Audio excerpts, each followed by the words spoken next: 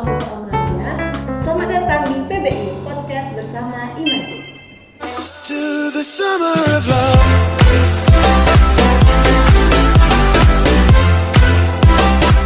Jadi hari ini kita udah bersama dengan Ibu nih. Ibu adalah Ibu Dr. Desi Yunita SEMM MBA. Ibu merupakan salah satu dosen yang ada di Fakultas Ekonomi Universitas Sriwijaya. Boleh nih Bu, kenalin dulu. Oke, ini nyebutnya apa nih? Majers. Majers. Iya. Halo Majers, perkenalkan, mungkin udah pada kenal nih kalau yang Fakultas Ekonomi. Nama Ibu Desi Yunita, kemudian saya sebagai dosen di Fakultas Ekonomi, jurusan manajemen, konsentrasinya marketing. Tinggalnya mungkin udah pada tahu kalau daerah PS, nah di sekitaran situ rumah Ibu. Ibu sekarang sebagai seorang ibu rumah tangga dengan 3 orang anak. Oke, itu aja kayaknya ya. Apalagi nih kira-kira?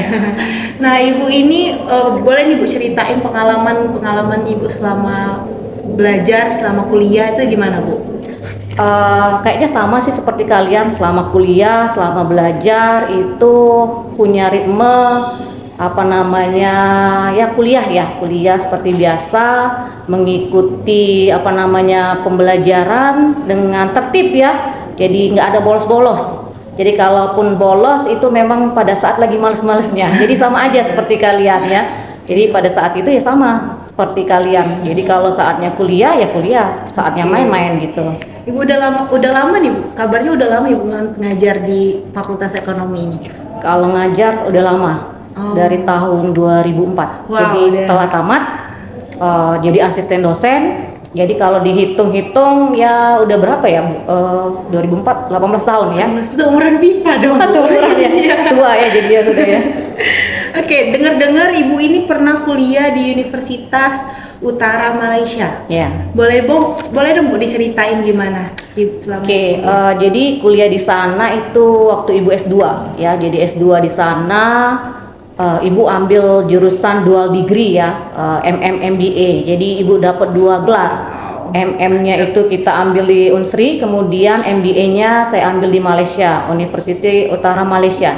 Jadi itu ada di paling utaranya Malaysia. Jadi setelahnya itu Thailand. Jadi ketika libur Ibu melipir ke Thailand.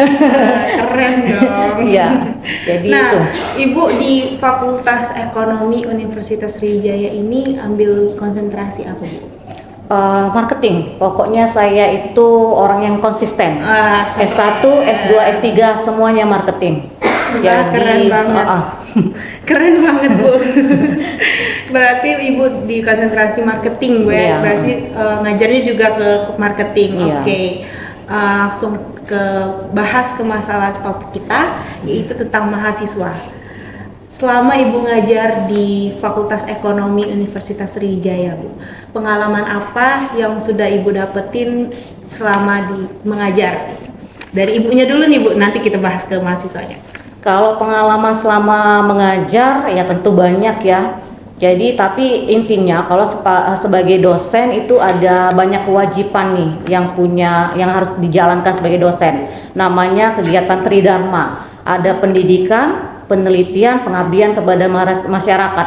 Jadi selain mengajar ya, Viva ya, kita juga melakukan penelitian. Kemudian kita juga melakukan pengabdian kepada masyarakat. Jadi tidak semata-mata hanya mengajar.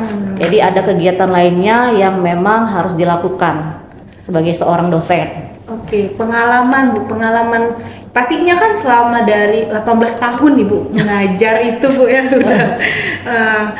Kira-kira ada pengalaman yang menyenangkan, menyedihkan bagi Ibu itu gimana Bu?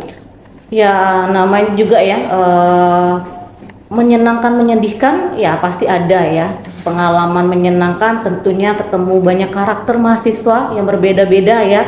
Mulai dari memang yang menyenangkan, tapi juga ada yang memang sedikit mungkin menyebalkan. Tapi ya namanya juga anak-anak muda kadang-kadang masih ada gejolak anak-anak muda yang seperti itu, sehingga memang selama waktu itu berjalannya sekarang ya kita udah memahami pola anak-anak muda itu seperti apa.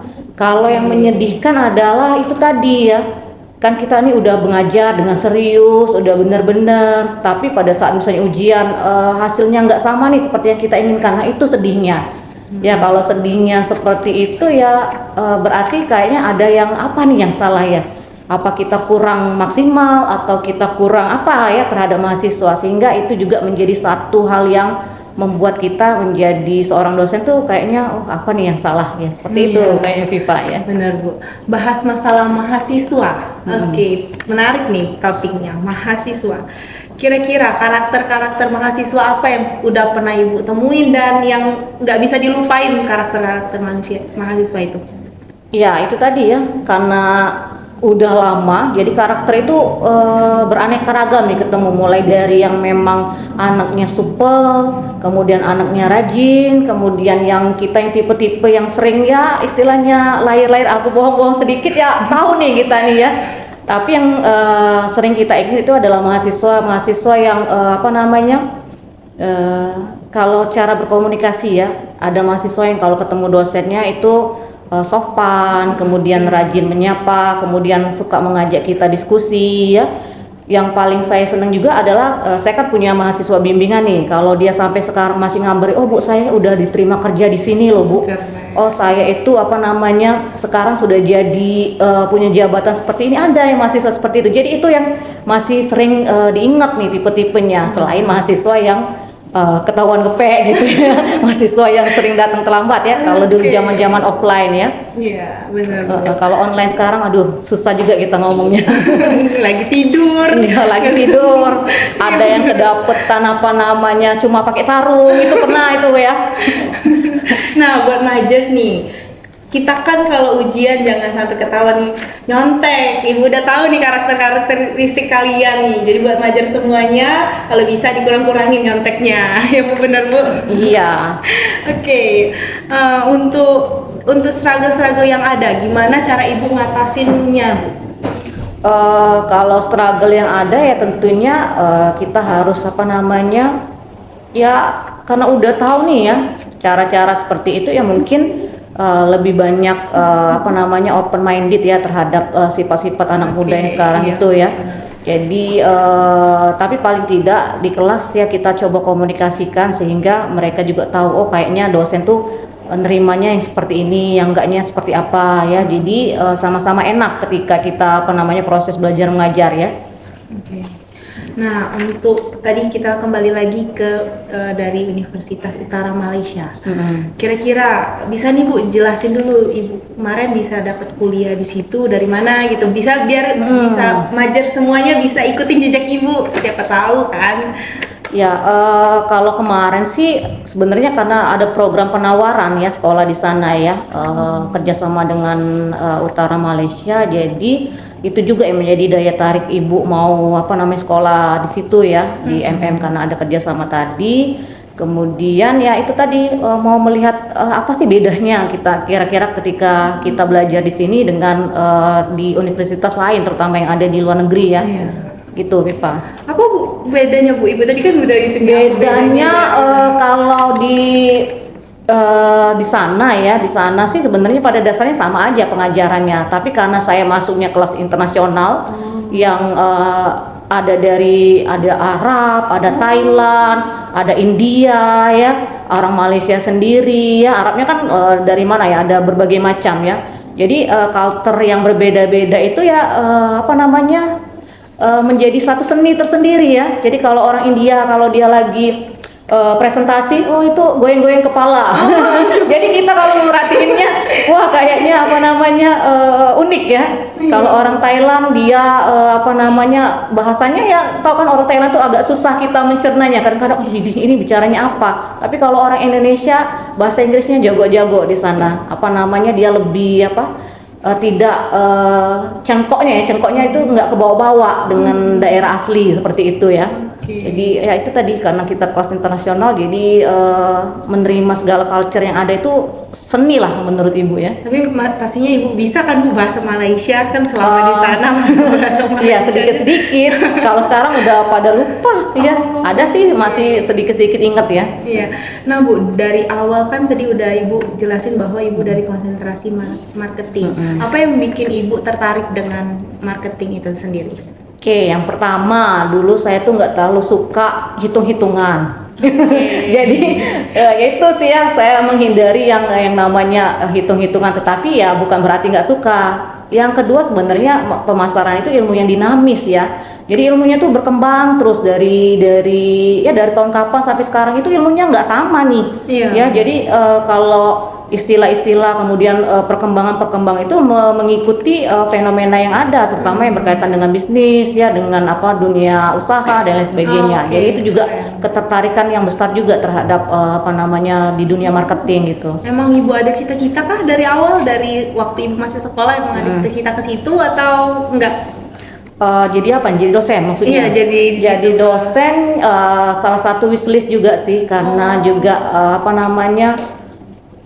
dulu kan orang tua saya kebenaran juga seorang dosen ya. Jadi culture itu sudah kelihatan dari saya kecil ya. Oh kayaknya jadi seorang dosen tuh suatu tugas yang mulia lah ya seperti itu. Jadi itu juga membuat satu ketertarikan untuk menjadi seorang dosen ya.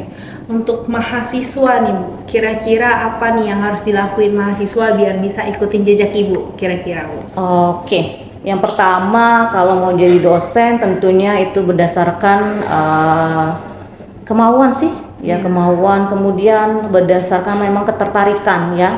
Jadi kalau ada kemauan dan ketertarikan untuk menjadi dosen kayaknya itu cocok nih. Oke, benar banget ya. Berarti untuk teman-teman yang ada kemauan ingin menjadi dosen, boleh nih nanti kita susun dari awal biar bisa planning kegiatannya bisa jadi dosen juga gitu. Iya benar.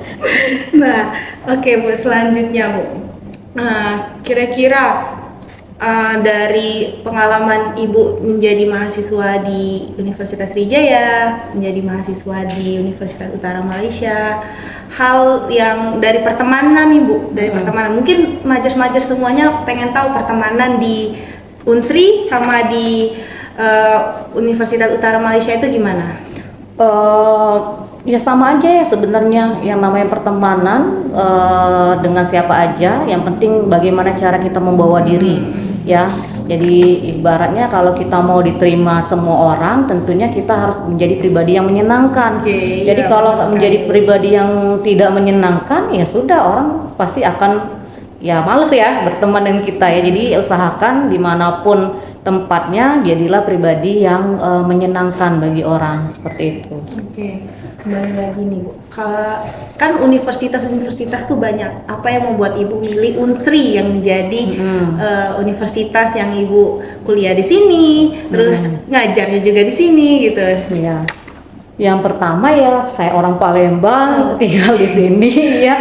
Jadi kalau kan mau jadi dosen itu kan kita sebuah alma mater ya. Jadi kalau kita kembali ke alma mater itu suatu nilai yang baik ya. Jadi membangun alma mater yang ada. Jadi juga kenapa memilih Unsri ya, karena inilah Unsri ini pilihan ya. Jadi pilihan di mana kita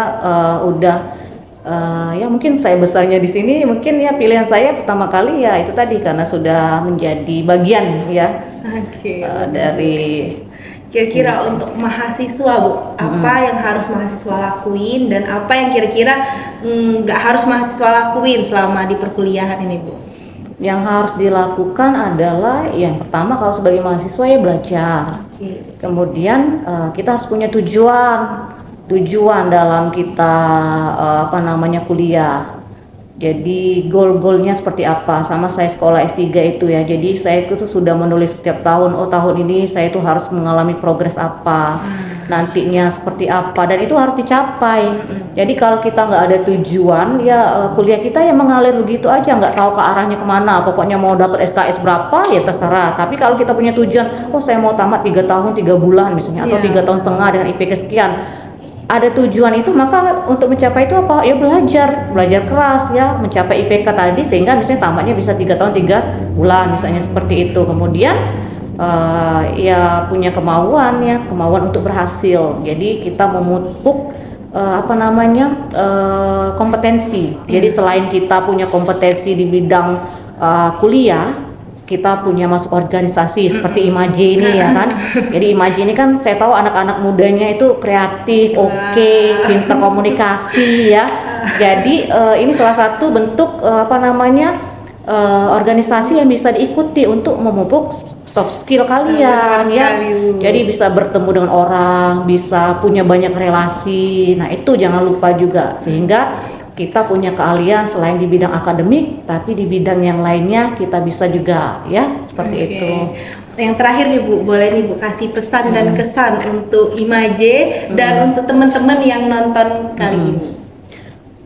Yang nonton ini kayaknya banyak mahasiswa ya. Benar. Jadi buat anak-anak muda sekarang, jadilah pribadi yang hebat ya. Pribadi yang hebat itu dalam hal kita bisa memaintain diri kita sebagai mahasiswa, kemudian kita juga bisa memiliki cita-cita menjadi orang yang besar. Nah, itu saja ya. Jadi kalau kita sudah punya goal yang besar, maka insya Allah nantinya kalian bisa jadi orang hebat. Ibu doakan semuanya jadi orang-orang yang berhasil di kemudian hari. Amin. Sampai sini dulu Bu. Terima kasih banyak atas kesempatan dan waktunya Bu. Nah, untuk Majers semuanya jangan lupa nonton vlog kita selanjutnya dan jangan lupa nonton podcast kita selanjutnya. Ditunggu ya. Dadah. Dah, bye-bye.